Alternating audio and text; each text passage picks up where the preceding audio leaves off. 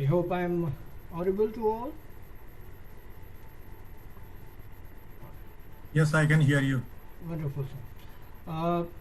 Dr. Mallick, you have to unmute yourself, and I mean, uh, in few moments, I will give you the prompt in case you want to stay mute for some more time. It's okay. It's time. I think we should start. I would welcome the attendees, the panelists, speakers. It's a great day for the sleep health sector. We have the World Sleep Day being celebrated across the globe, and India is one of the leading lights, in terms of celebrating this at a grand scale. This feed is going on Facebook simultaneously because of the limitations on Zoom webinar. We could not accommodate very many people here, but the overall attendance is nevertheless catered fully. We have Dr. Deepak Srivastava, Professor Deepak Srivastava, Doctor. He is a member of the executive body of ISSR, and as you all know, this initiative is taken by ISSR, Indian Society for Sleep Research, and India Sleep Show to bring the entire sleep health ecosystem together in this part of the world. So I would request Dr. Deepak Srivastava to kindly deliver the inaugural remarks so that we start rolling. Thank you, sir.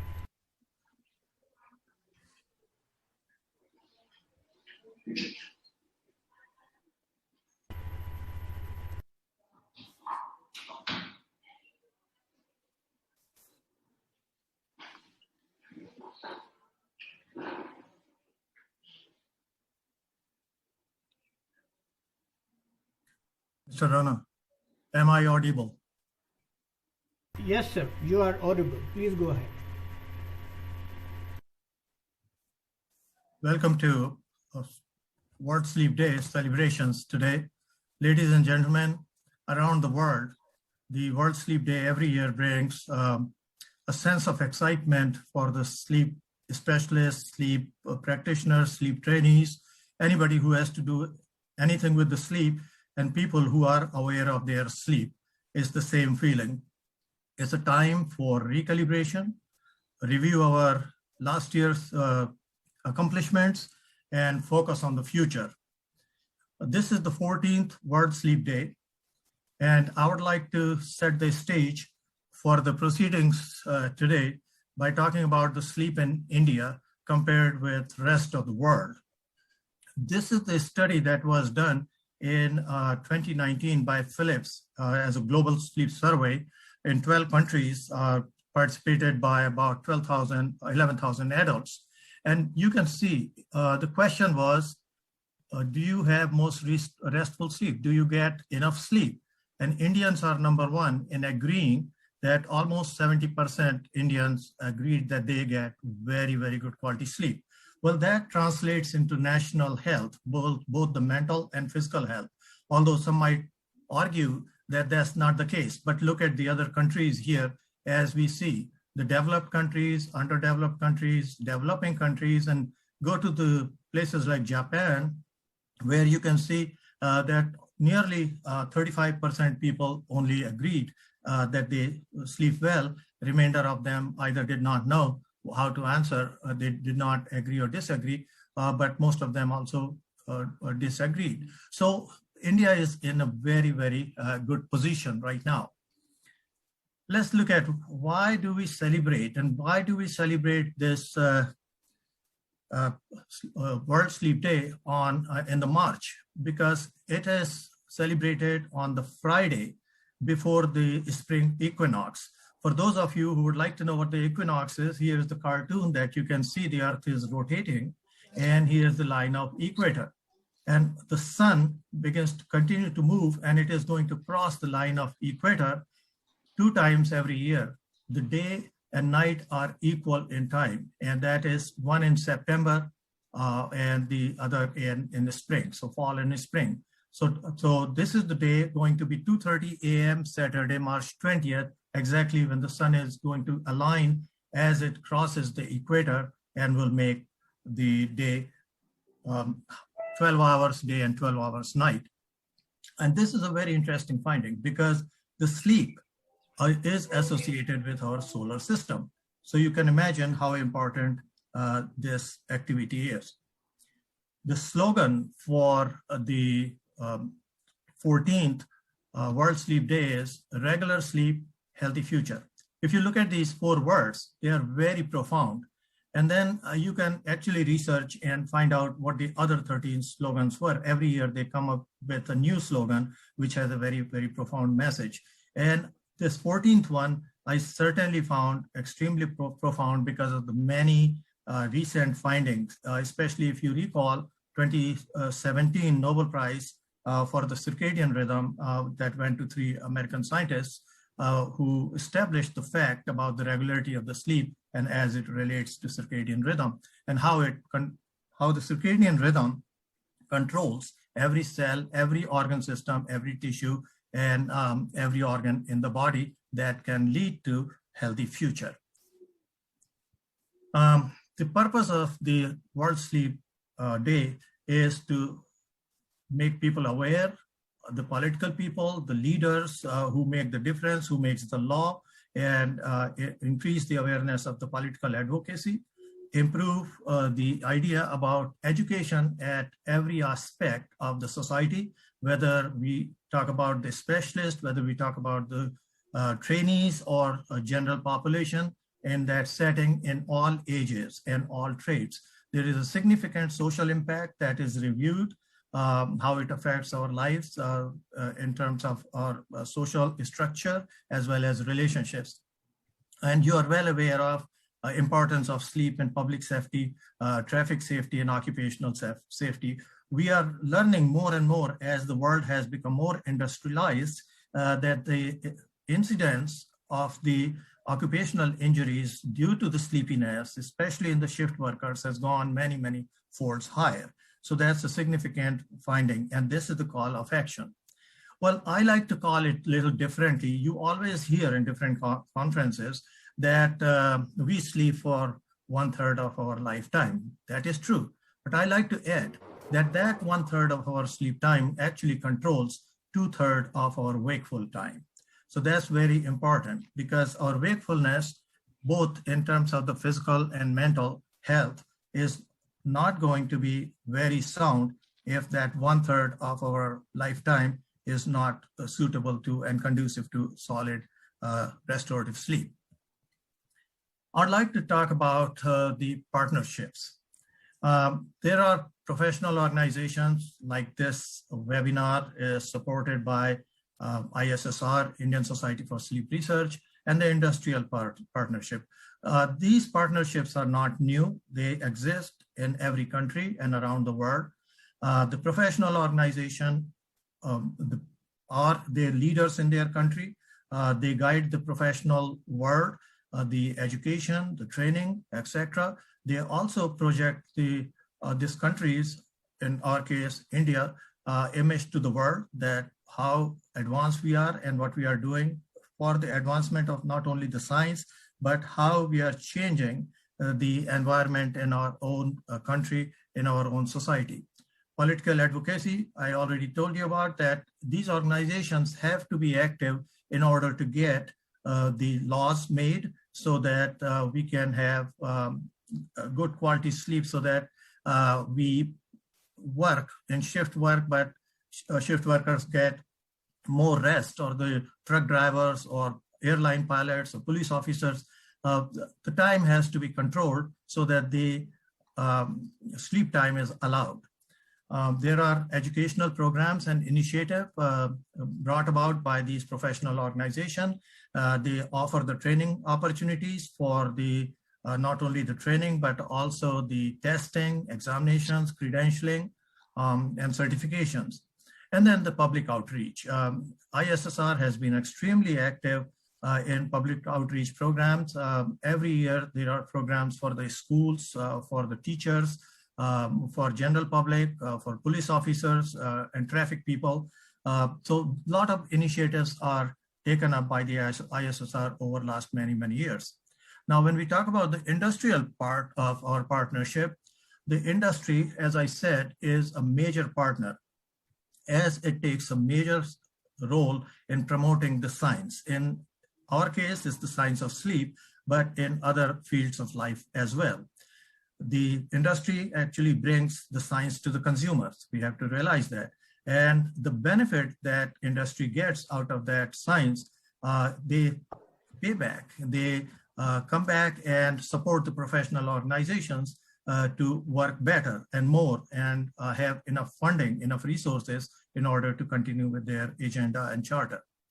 They support the educational and research programs by grants. Once the research is completed, education is completed, they do offer opportunities for internship, etc., and then provide the platform like one provided today in our partnership and the sounding board. So they can create and they can organize the platforms and committees and ad hocs where we can talk to the politician, whether we can talk to the people who actually make difference. The World Sleep Society, in order to celebrate the 14th the World Sleep Day, has given 10 tips. You have heard about these before, but for the sake of completion, I would like to review it. You have to establish a regular bedtime and wake time. Allow yourself to take a nap, so value of nap if you are tired. Adjust to a healthier lifestyle regarding your substance use in case you do enjoy that habit. Create a caffeine cutoff time. As you know, the caffeine consumption around the world has gone up multiple folds and is rising because of the constant sleep deprivation and the demand on our time and society. Change up your bedtime snack, what we eat at night, or can we sleep on empty stomach? That has to be balanced and counterbalanced. Exercise, 10,000 steps a day or 150 hours, 150 minutes, excuse me, 150 hours, 150 minutes every week. So comes out to be 30 minutes a day for 5 days of the week. And then you will hear a number of lectures today and good information about the environment where we sleep. Use a comfortable and inviting bedding. You will hear about it. I'll not spend a lot of time on that point, but this is very, very important from a sleep practice of sleep medicine point of view. And practice of sleep medicine not necessarily simply means the professionals, but also the lay people. Find a comfortable sleep environment and keep the room well ventilated, block out noises and remove all the lights as much as possible, and use your bed for sleep and intimacy, and not use it for work, eating, reading, because the sleep signal, the association with the bed has to be the sleep, not all other activity that will weaken the signal to go to sleep. I would like to point out that they have made some very precise recommendations. If you will look at, we always talk about nap. The best nap is, and studies do show, is 20 minutes nap. And some people would like to have 30-minute nap. And we recommend that you do not take 30-minute nap. But now they have gone up to 45 minutes of nap. And the recommendation is nap less than 45 minutes. And here is the reason, if you will look at this left-hand cartoon here, a small nap, when you take a nap, this is the time it takes to wake up from the nap. And then if you take a longer nap, the longer the nap is, the time to recovery because of the sleep inertia and you're dipping into the N3 or the restorative sleep leaves you with tiredness and fatigue, and you don't get the level of alertness that you would like to get. Alcohol use more than 4 hours before sleep. The 4-hour time is because alcohol metabolizes from our system in 4 hours, and people who are alcoholics begin to withdraw, and that's the whole principle. So do not drink more than 4 hours before, or finish your drink more than 4 hours before the sleep, nothing closer to it. And again, similar thing for caffeine. I would like to point out that caffeine is just not the cup of coffee. Caffeine is present in many, many products listed here, especially things like chocolate and sodas, and people consume these products without knowing that there is caffeine. And of course, the point about the spicy food 4 hours before sleep, not later, because it can worsen the GERD, etc. And spices can get you excited. Here in this cartoon, you'll be able to see a person who is well slept and a person who is sleep deprived. No words are needed. And here is the listing of the benefits of regular sleep. And I believe that this audience is very astute to understand the benefits of sleep. Everybody knows when they have a good night's sleep, how they feel the next morning, and if they didn't. It improves our quality of life, brings happiness in life. Here is one of the people that I happen to know personally. He is experimenting about his own bias, that the sleep causes physiologic increase in the resistance to the airflow, and therefore sleep is not completely restorative. So if you use the CPAP or BiPAP, and then subjectively you can see that how much difference you have in your cognition, your alertness during the daytime. This kind of study for a sleep specialist does not require any consent, any protocol, any IRB approval, and study what you want. So on the opportunity that I have today to celebrate this World Sleep Day, I would like to take it to recognize and thank the two living legends, the pioneers of sleep medicine, Dr. V. Mohan Kumar and Dr. H.N. Mallick, who are pictured here on the left side, and their equally astute and dedicated team, which you can see on the right side. And with that, I would like to say that we have an excellent program that follows today, and that is filled with the exciting information. May you enjoy the best of the sleep on World Sleep Day. Thank you very much.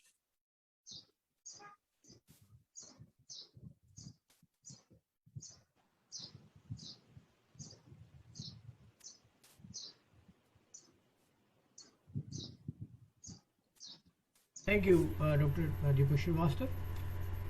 That was a wonderful overview, and also, the kind of direction this domain is going to take in future. Very, very bright future. And since it started by the pioneers who are still around and leading us in India. You mentioned about Dr. V. Mohan Kumar, Dr. H.N. Mallick, and of course you yourself. I don't know if I can call that a trinity of Bishop Pitama, but we don't have three big Bishop Pitamas, so I would drop that idea. Thank you, sir. So proceeding on to the deliberations, the first session that we have today is on why you can't sleep, and we have wonderful two speakers with us. Philips, India is represented by Yashica Verma, who is the business head, sleep respiratory care in Philips. And we have Professor Dr. H.N. Mallick, who is, as I just mentioned, who is the person who has been guiding these engagement platforms that together we are creating for the sleep health ecosystem. Dr. Mallick is, he has been associated with AIMS for a very long time as a faculty in Department of Physiology, and now he is with STG University in Gurugram as a faculty in the medicine and health sciences.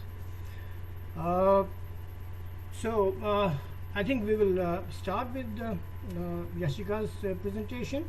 And as you all know, Philips has been releasing the annual sleep survey, and it is always full of such informative insight that not only the professionals but also the public can take direct advantage of it and sort of correct their lifestyle.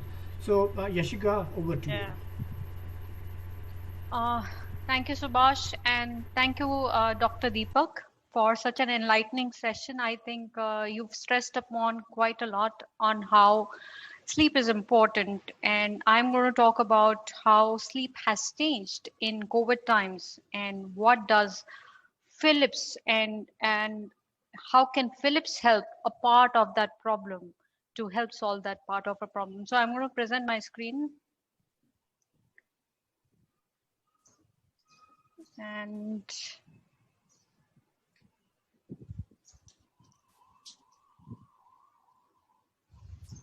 you all can see it. Subhash, can you see it? Yes, absolutely. Yeah, so how well India sleeps. So we are going to talk about certain surveys that Philips has done, and we will also talk about how the sleep health of India has been during this COVID times.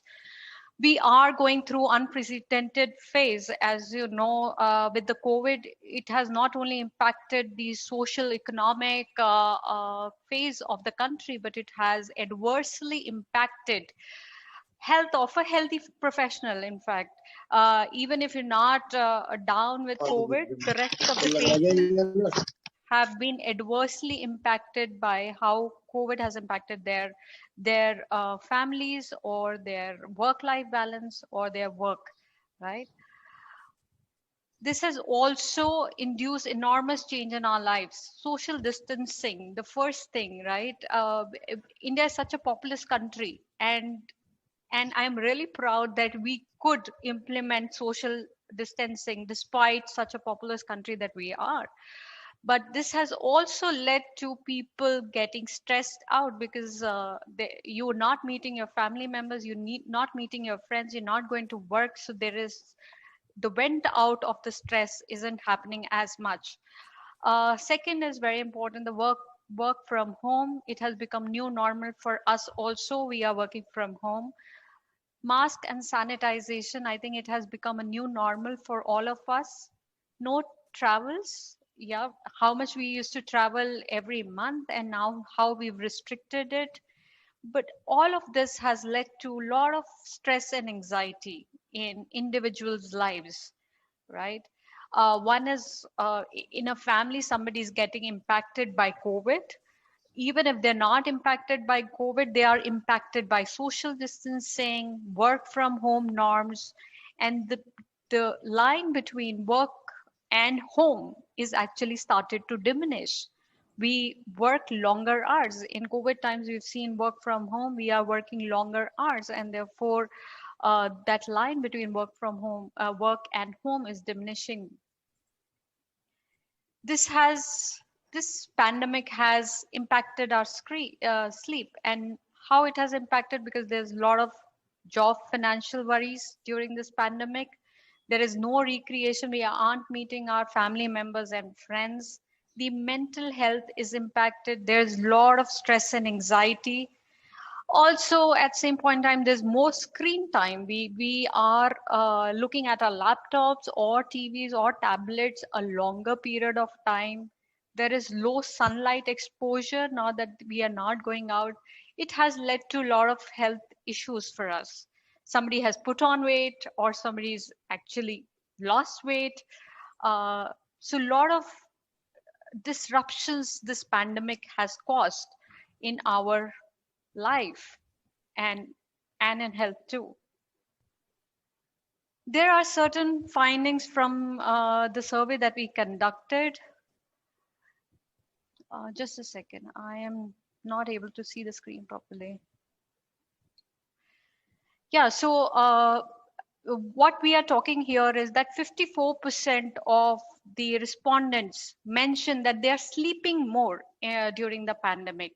Why they are sleeping more? Because they're saving time on the transportation that they used to spend during going to work, or they don't have to get ready. We are in our beds for a longer time. So while 54% people are saying that we sleep more during the pandemic and in last 1.5 year, however, whether that longevity of the sleep, was it healthy or was it impacting the right way?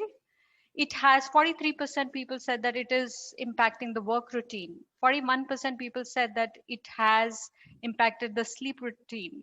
ability to sleep well. Probably the longevity of the sleep is still there, but are we sleeping well? Are we waking up fresh? There's a lot of stress. There's a lot of stress, and 50% people said that there's a lot of stress. 47% people said there's a lot of mental and emotional stress there. 35% that physical health is getting adversely impacted. Now, to understand what impacts the ability of good sleep, and when we asked how, while the longevity of sleep is there, why is the quality of sleep not improving? So 22% of Indian adults said worry and stress is the most limiting factor in good sleep, right? That is 1 out of 5 respondents said that I'm worried about the stress, and therefore I'm not able to get the good sleep.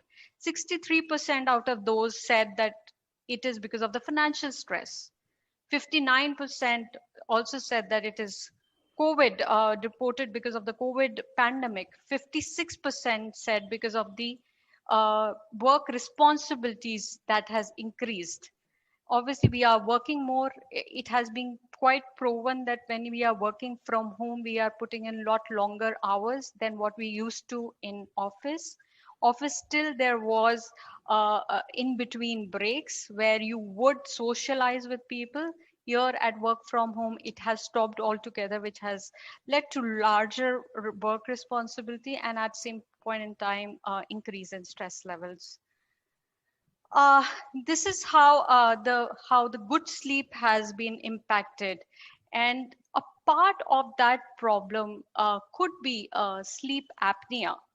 So I'm going to talk a little bit more about what sleep apnea is. It is something different. I think I'm not sure everybody of you would have heard about what sleep apnea is, and I'm going to delve a little deeper in what this is and how Philips helps that part of the problem here. What is sleep apnea? It's for a layman language, it is when you snore, the vibrations that come out, and that is a kind of symptoms for a sleep apnea. This is the most common symptom of sleep apnea. When we are sleeping, when we are in deep sleep, sometimes the airways gets closed and therefore the pressure gets reduced, and the body is not getting enough oxygen, and the vibrations are produced, and that's how the snoring is produced.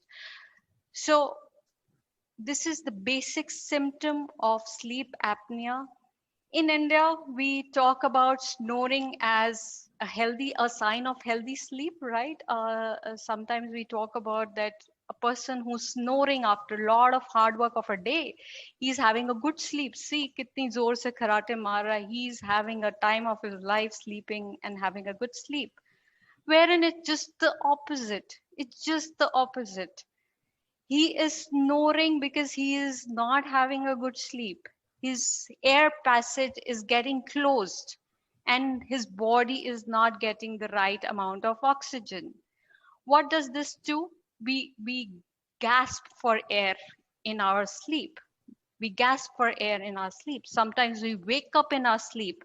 People have also complained that I have frequent urination. Is having a lot of water is a problem, or is it that we wake up because of this issue in the night, and therefore it is urination that we are mentioning there? So this is a problem. This is a serious problem, and snoring is a symptom. And this is the risk factors here are the obesity and the tiredness in the day. So when you're not sleeping well, you will be tired the next day. You will have severe headache in the next day. You will have chronic fatigue, and you're not leading a healthy lifestyle because you've not slept for those 8 hours. That is 1/3 of our day. If we've not spent it right, if we've not slept well, it impacts adversely our lifestyle and next day, right? So what is the common symptoms out here? I'm not going to read out all. Daytime sleepiness, very poor concentration at work, loud and persistent snoring, witness pauses in breathing and choking, so that is gasping, frequent urination during night, or irritation the next day. Sleep apnea is not only a snoring problem. It's not only a snoring problem, and people can just live with that snoring problem. If you see how sleep apnea is prevalent in comorbidities, first being drug resistant hypertension. So if you have hypertension and the medicines are not controlling the hypertension, 80% of those patients have sleep apnea.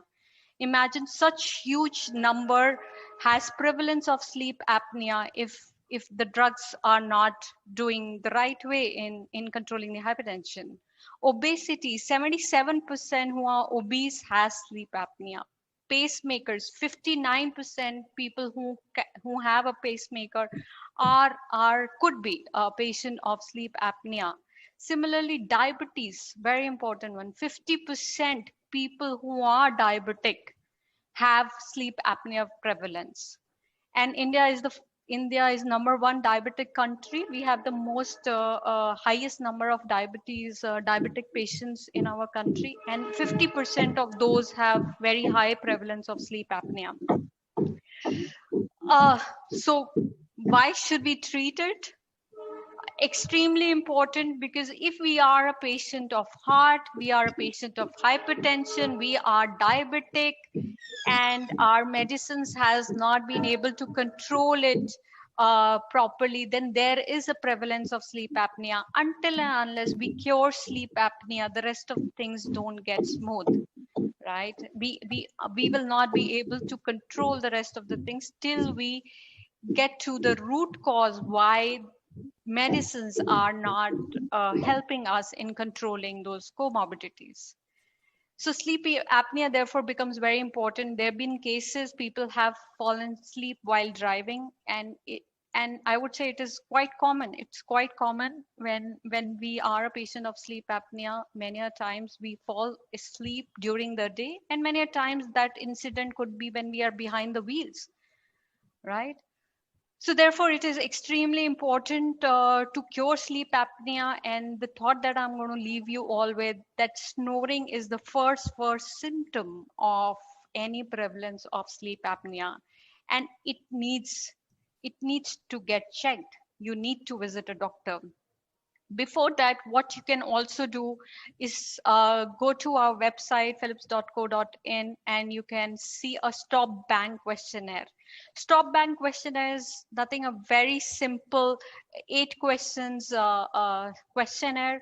And if you get 3 or more than 3 questions yes and on it, there you are at a risk of sleep apnea. Therefore, it is a must for you to consult a sleep specialist. Now, another few things that I'm going to talk about, another findings of the survey that we took place. 1 in 5 population, 1 in 5 people, they have sleep apnea. So that means 20% of India population, the largest population of 1.3 billion, 1 in 5 have sleep apnea. And 47% people have mentioned that it has impacted their relationship with spouse or with family members. Why is that? When you're snoring so loud, one is your wife's not sleeping with you. She's probably shifted to another room. You are tired the next day, therefore you aren't able to spend that real good energetic quality time with kids. You have a lot of tiredness, chronic fatigue, and therefore it impacts the work. It impacts work. So therefore it has 47% people said that it has adversely impacted the relationship. Yeah, and 80% of adults said, or the people who were had sleep apnea, that they experienced daytime drowsiness, and which is quite a high number. That if you're not slept well, you are drowsy the other day, and it impacts all the hours of the day, right? And 77% people mention that they have chronic fatigue, that they are tired every time. And as Philips, what we are doing is to make people aware about sleep apnea, make people aware how snoring is the first symptom of sleep apnea, and how and why it should be treated, how important it is to be treated. So we have time and time again come out with certain campaigns to make people aware what it is. It is a consumer awareness campaigns, and I'm going to show certain videos to you here, and I'm going to play it. Just a second.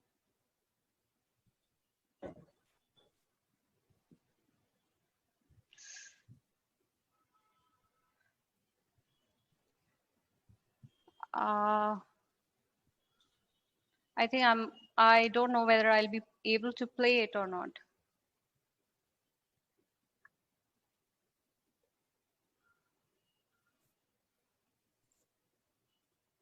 Okay, so I will come back to these videos back again. I think it's not playing out here. I'll show it to you in the end. If like this. Yeah. Forgetful, sleepy. Okay, it's playing somewhere. Anyhow, I think let's move ahead. I will show these videos in the end if the time permits. Okay, it has played now. Okay. Always like this. Forgetful, sleepy, loud snorer. That was me. But like you, I just thought I'm getting old, and I ignored my symptoms. Till my wife started sleeping in a different room, thanks to my loud snoring. That was my wake-up call. The sleep specialist told me that these were in fact symptoms of sleep apnea, but with therapy, these could be easily managed. I got my wake-up call on time. This is yours. Do not ignore symptoms of sleep apnea. Book a free tele-session with a sleep educator today. Innovation and you, Philips. Should I share my screen back again? Yeah, if there is still content you would like to show, please do that. Yeah. माँ trust me Myra की health से ज्यादा मेरे लिए और कुछ भी important नहीं है. Okay, something is playing at the background. Okay, so what you can do is if you, when you've gone to the website and you filled up the stop bank questionnaire and it has come out as yes for 3 or more questions, and you could be it could be sleep apnea, and therefore what you can do is very freely talk to our sleep educator. It's a free toll-free helpline, 1800-258-7678. You can call this helpline. It is available, and we have certified sleep educators who will help you understand your sleep a lot better. They will also help you guide if there is a prevalence or if there is a chance of sleep apnea, and you must visit a sleep specialist today, right? So please do call on this number if you are doubtful. We will help you out with a lot of information and knowledge about sleep apnea. Also, in the end, many a times we don't know who's a sleep specialist. I've heard you, yes, snoring is a problem, etc., etc., but I don't know whom to go to, which doctor to show it to, right? We know about orthodontist, we know about general physician, however, we don't know who is a sleep specialist. So what we have done, made it easy for you that you could go to philips.co.in and go on a sleep page, and there you can put in your address, your location, and it will show which is the sleep specialist available nearest to you. So you can book your appointment with that particular sleep specialist and have yourself checked. Extremely important. That's it. That's it. What we bring from Philips. Again, I want to mention that we solve a part of a problem. Sleep is it's a wide problem. It has insomnia. It has many other disorders. However, at this point in time, sleep we at Philips are helping solving a part of problem of sleep apnea and regularly coming with a lot of products for healthy sleep solutions. Thank you very much. That's it from my side. Over to you, Subhash. Thank you, Yashica. Wonderful presentation. Your reach and your, especially amongst the residential sector, we find the reach is increasing. Needless to say that you have more than 400 sleep labs across India, so you have good coverage, but we would like to see more of it, especially in the residential sector. Wish you all the best. Now, I would request Dr. H.N. Mallick to kindly enlighten us. Just a sec. Over to you, Dr. Mallick.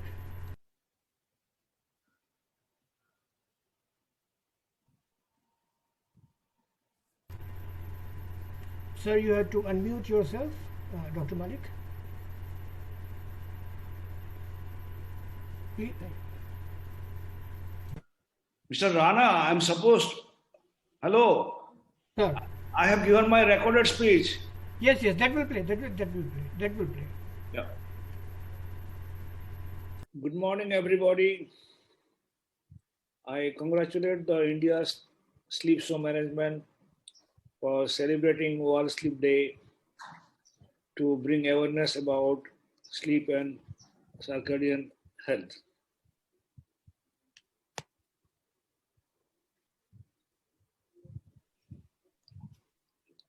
Today I'll be speaking on sleep and circadian rhythm. I will try to be as simple as possible.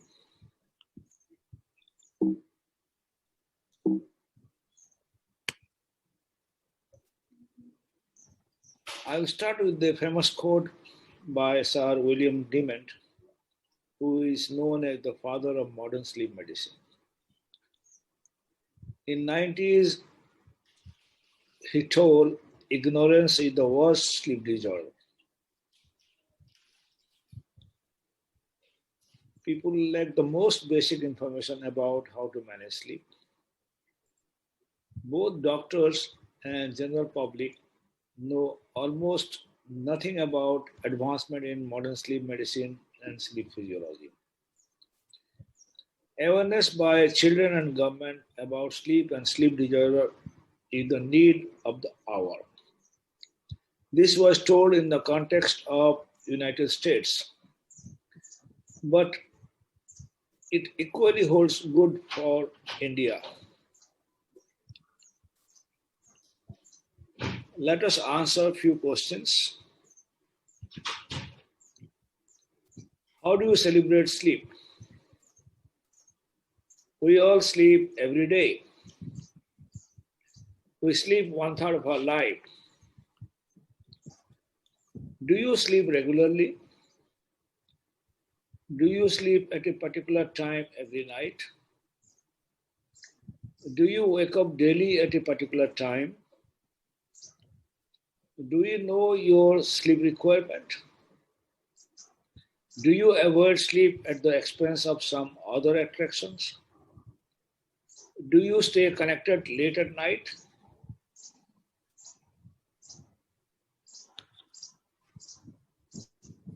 This chart will give you which animal sleeps how much.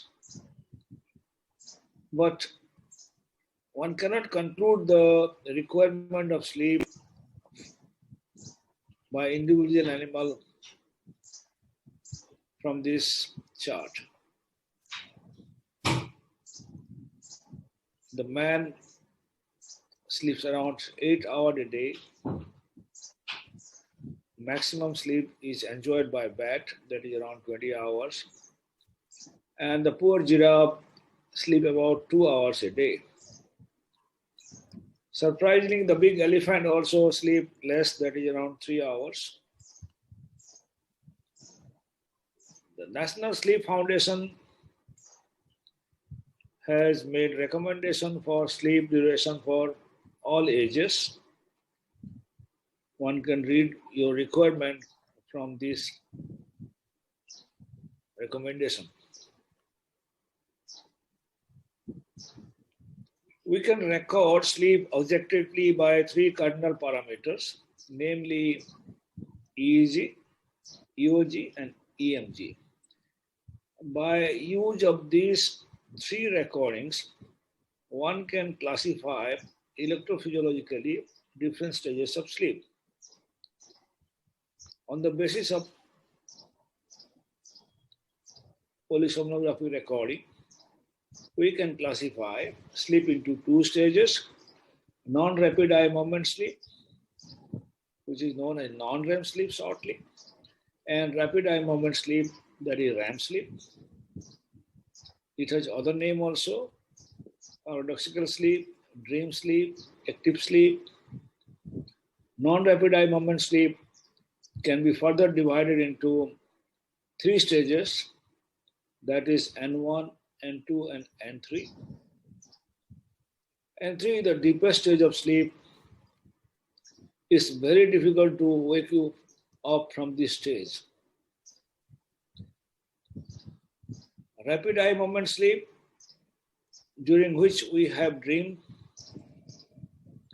And also one important feature of REM sleep is skeletal muscle atonia, bearing our respiratory, eye and ear muscles. Other muscles are paralyzed. Let's have a look what is a sleep cycle.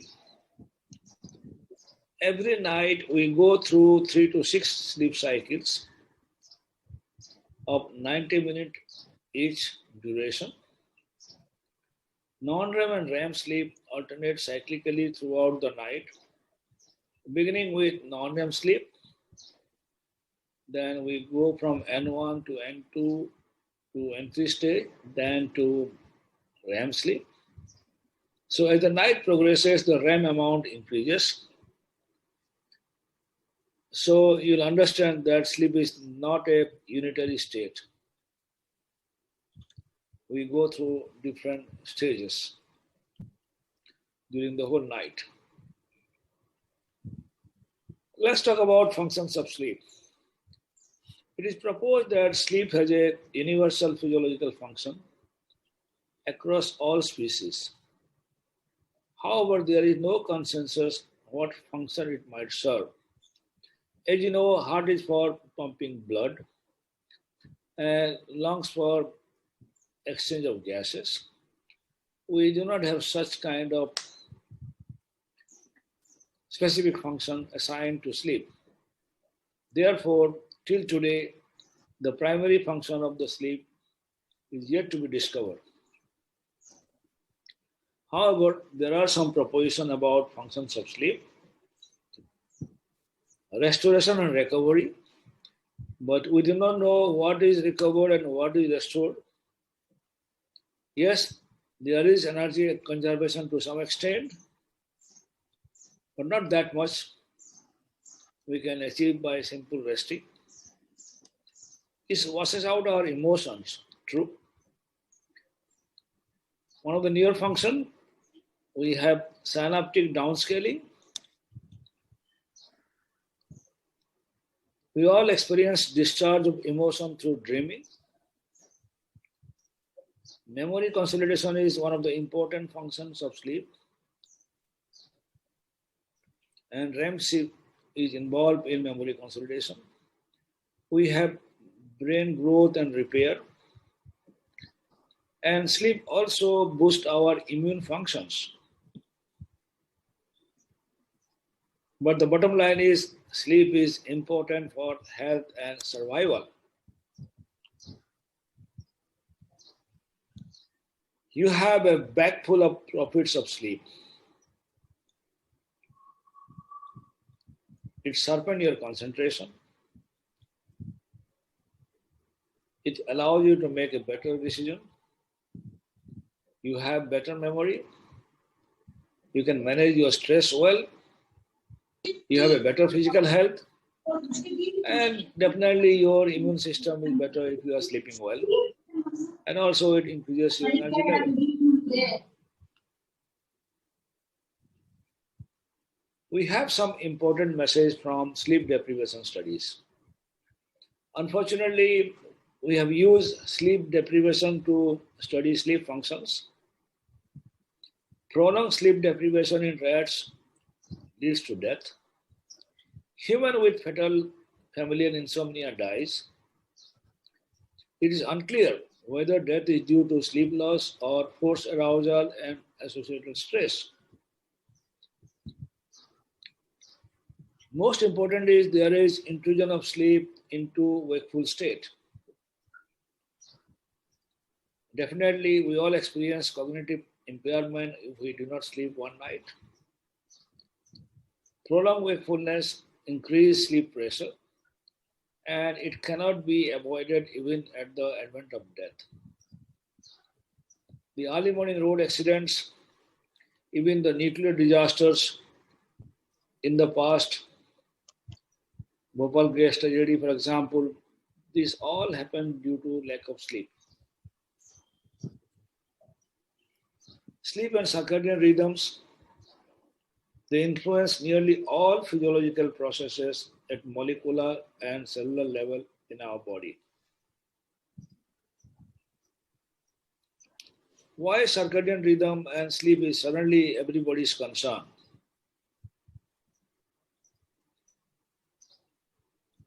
If you concentrate on this graph,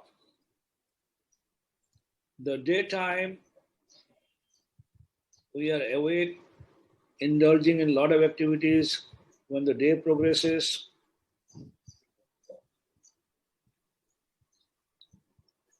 there is an increased amount of accumulation of adenosines at the end of the day. On the other hand, with the advent of night, this process, which is known as circadian process, they complement each other. We have a homeostatic sleep drive because of increased activity during daytime, which is increasing our sleep pressure. And also during the night, we have less alertness. So this is complementing each other, and we have a good sleep in the night. If this is misalignment, then there will be a problem. I'll give you a few examples. If there is misalignment of circadian sleep and homeostatic sleep, what is the problem?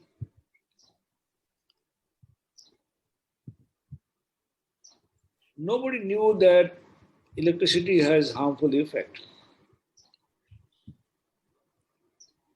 You can see the metros are well lit. The darkness of the night has disappeared because of artificial lighting. We have late night parties at the expense of sleep at the right time. The jet travel will take you to somewhere where there is time difference. The gentleman at the center is busy studying late at night. What will happen? Obviously, he'll be sleeping late, will not be able to complete his sleep requirement. If he has to go to school, and he'll be drowsy during daytime, or he will get up late. On the right, we have the blue light emitted from smartphones, computers, iPads.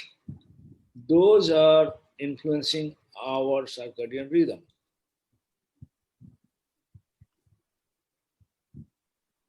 Here I'll give an example of phase shift of circadian rhythm. Sometimes we sleep late, and some people, they sleep early. Those who are sleeping early, they'll get up early. Those who are sleeping late, they will get up late. So this kind of situation arises because we are indulging in late night parties, jet travel, and so many other social compensation, nighttime job, shift work. So what is happening? For example, the early bird lark type, they sleep early and wake up early. Then the owl type, they sleep late and wake up late. So this is two types of misalignment, what we call advanced sleep phase or delayed sleep phase. We experience this in different conditions.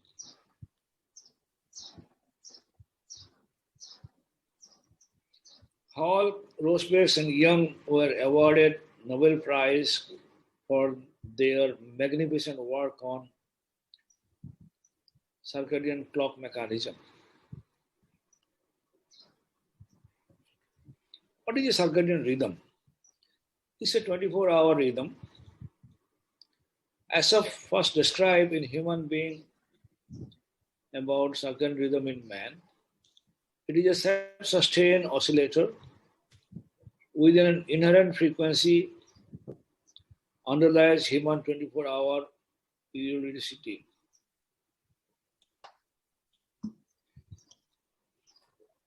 But you'll be surprised to know the circadian rhythm is more than 350 million years old. And not only that, it is ubiquitous. You can find in green algae, you can find the stone crab. They live at the bottom of the sea, and their eyes are 10,000 times more powerful than human. They can sense light very well. Circadian rhythm is all about timing perfectly. Some examples of circadian rhythms in our body. Core body temperature. During daytime, our temperature is high. During night, it is lower. Our sleep-wake cycle, we sleep at night, we are awake during day. Melatonin secretions, it is secreted during darkness, that is in the night. Other hormone secretion like cortisol and growth hormone is secreted during sleep. Feeding and metabolism, athletic ability, most of the competitive sports are organized around 4 o'clock in the afternoon, where our athletic ability is maximum. The immune response, glucose metabolism, and insulin resistance. This all has a circadian basis. Our 24-hour rhythm is tuned to the movement of the earth around the sun, which is almost around 24 hours. But our endogenous body rhythm is more than 24 hours, but they are entrained to 24 hours by the light.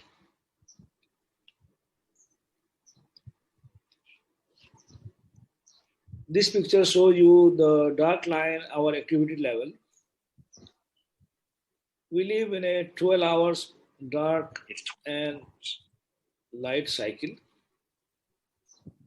And our circadian rhythm, our endogenous body rhythm is entrained to circadian rhythm, that is 24-hour rhythms by light. This can be misaligned if you are living in a constant environment, that is either constant dark or constant light. So if you're living in a constant dark, for example, here, your circadian rhythm will shift every day, and it drifts 6 minutes a day. So it is shifted.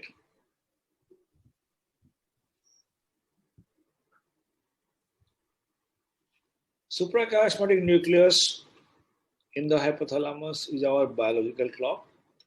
This is also known as master clock. Each suprachiasmatic nucleus has about 10,000 neurons. And these neurons create a biological day and night by a specific firing of neurons during day and night. The clock genes generate the circadian rhythm. External factors like light and dark cycle can shift it. Disruption leads to array of disorders.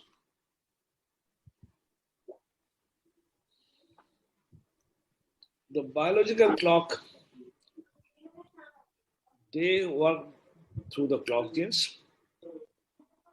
Clock and beamer genes, they activate the biological clock and they signal 12 hours.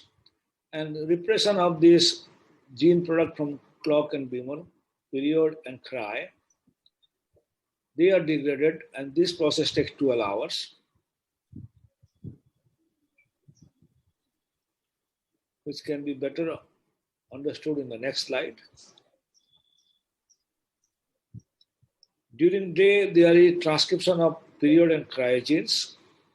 So this process exactly takes 12 hours. And during night, there is degradation of these gene products, which signals 12 hours of night. So the tick-tock of the biological clock is because of gene transcription, translation, and degradation of the repressor complex. The circadian system times various physiological functions. The light enters our eye and through the retinohypothalamic tract, they influence the circadian rhythm. They entrain the suprachiasmatic nucleus. And suprachiasmatic nucleus, they influence our sleep-wake behavior, feeding behavior, autonomic nervous system, cortisol and melatonin secretion, and body temperature.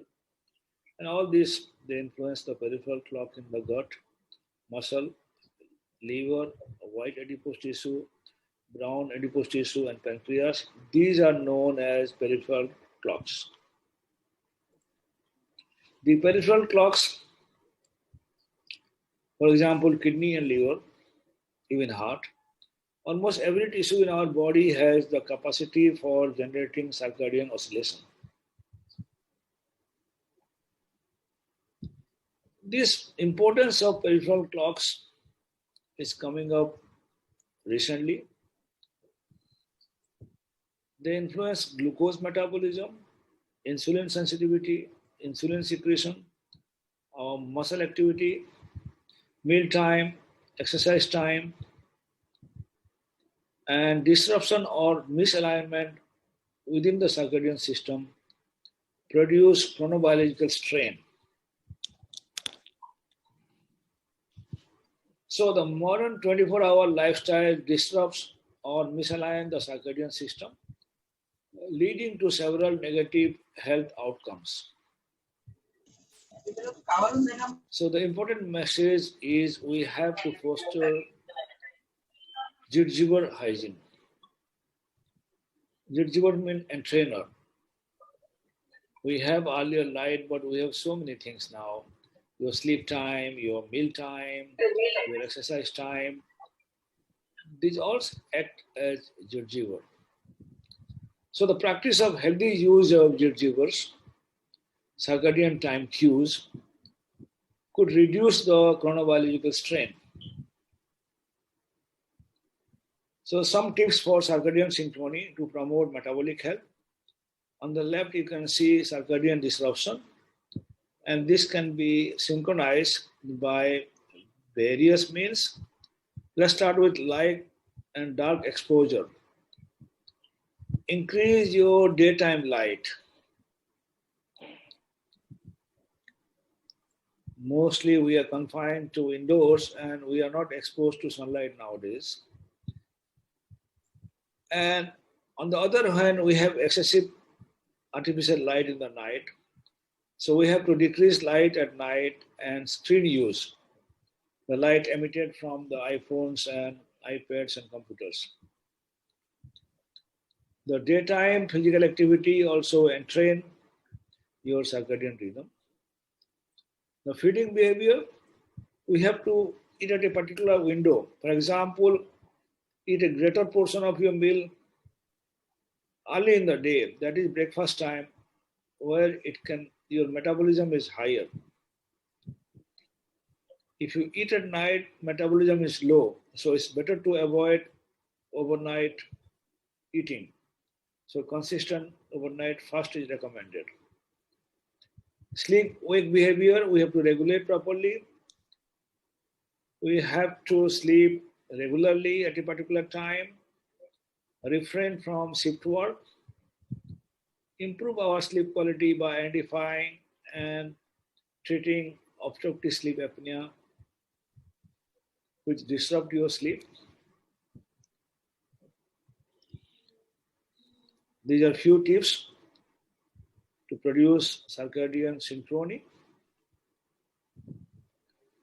So thanks for your interest in sleep and circadian biology.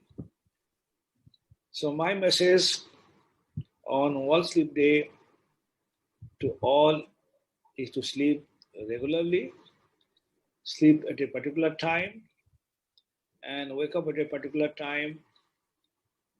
This will improve your health status. Therefore, we always say sleep is as important as exercise and nutrition for good health. So stay healthy by sleeping well, sleeping regularly, and waking up at a particular time. Thank you all.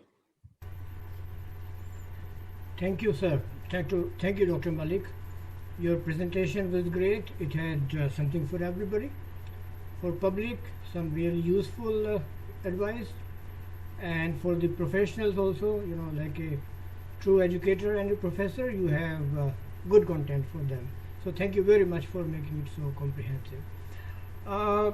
It was a recorded presentation, so you rested your vocal cords for some time, but you are not going to have an easy time because you are getting hell lot of questions already. I will stop counting. I will be pasting those questions in the chat window soon. Before that, I would like to make an announcement that there is a attendee poll that we are launching now, and the attendees can respond to the questions which are listed there, and at the end of this session, Dr. Mallick will enlighten us based on your responses and what should be the correct and right behavior. So Varun, have you Dr. before I post the questions, do you want to make some remarks? No, thank you. Okay. Varun, let's have I'm pasting the questions here, and I would request you to, so this is the poll. Kindly attend to it. The attendees are requested to respond. In the meantime, I am posting the questions here for Dr.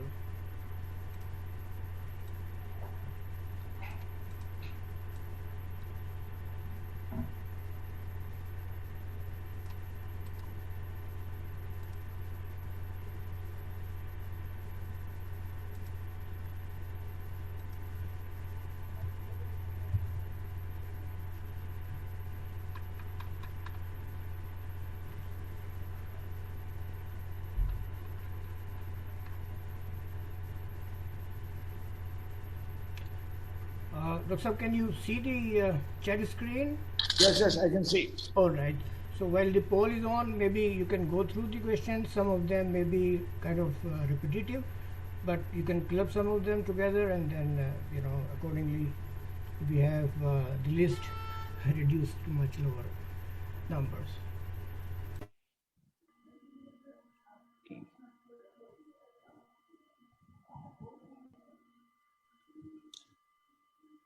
So the first one is the correct answer.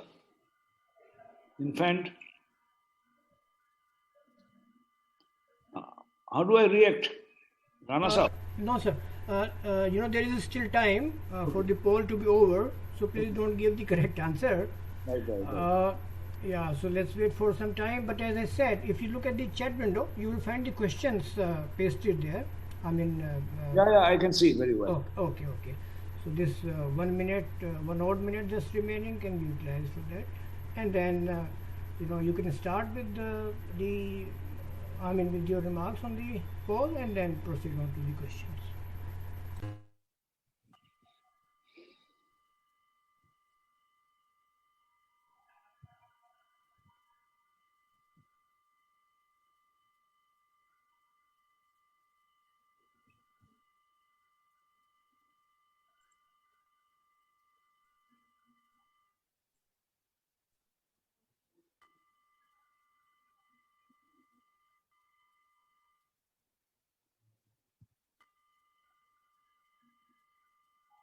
There are no right or wrong questions. This is only the level of awareness, or the additional information that is going to enlighten you at the end of the poll. That's the whole purpose of of having this poll. So please respond. We have only 56 people who have responded so far. No, 18 of the people who have responded so far. Come on, let's do this. There are no right or wrong answers.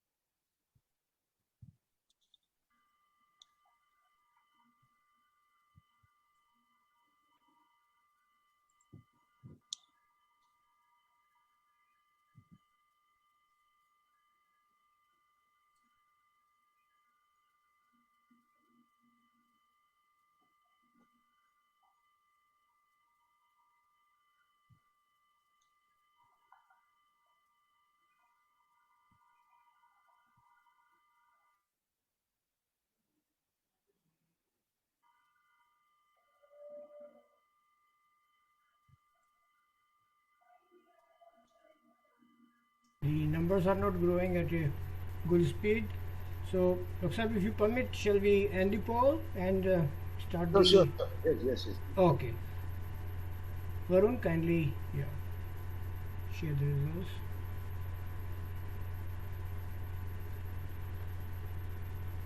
Yes, sir. Dr. Mallick, so these are the responses. So if you could kindly enlighten the attendees. Yeah, one by one we should go. The question number one, who requires maximum sleep? So certainly the infant. During infancy, we are still growing. We are in development and growth. And the infant, they have more amount of REM sleep. So that helps in synaptic development and connections. So the infant, the biological requirement of sleep by the infant is more. The next question, why do you sleep every night? It is my habit. I want to rest. I have nothing to do at night. And the fourth answer was, it's a biological need. So the correct answer is biological need.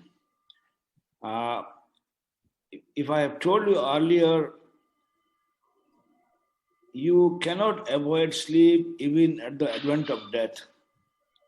If you are sleep deprived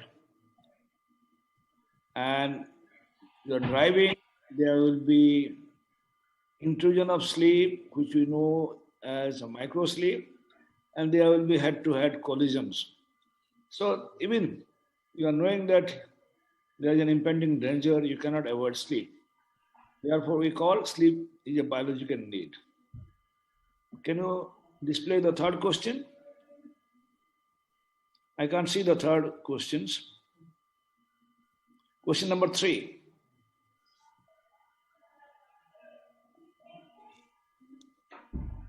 Can you see it, sir? No. Varun, can you kindly make the question 3 visible? Somehow it's not.